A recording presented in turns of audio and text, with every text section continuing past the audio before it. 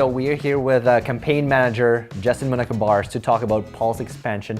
So let's start with the most important part. And can you please explain why we should vote yes? For the past few years, we've been putting out student feedback surveys, talking about space, talking about things that students want to see on campus. And time again, space is always the number one. On top of that, there's also things like food collectives, food prices, multi-faith prayer spaces. All of these things are issues that students have always been advocating on behalf of.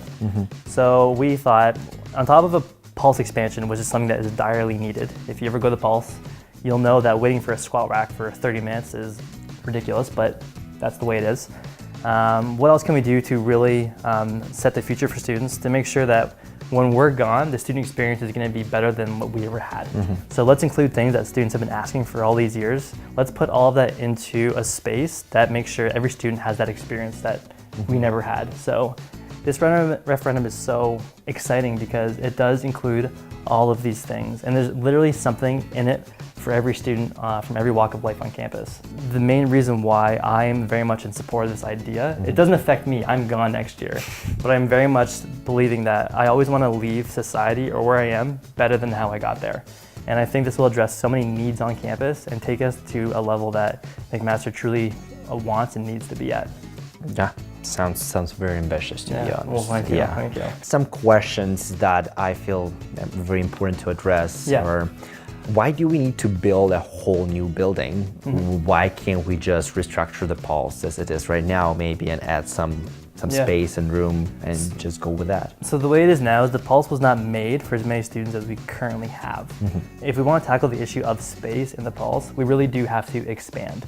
So by making this 60,000 square foot extension to the Pulse, it's really going to provide more than double the space that students are needing to have like an adequate experience. So how many people will, if we make an expansion, how many people can we accommodate after that? Imagine what it has now and just 2.5 times that. Okay. Yeah. So it's like a really long term, It's perfect. It's set up in the fact that we're accounting for future generations of students to be able to have a great experience. So we thought like we had to have proper consultation with AF and Rec and Student Affairs to make sure that what we were putting forward was something that was based from all perspectives, not just my own or from the student perspective.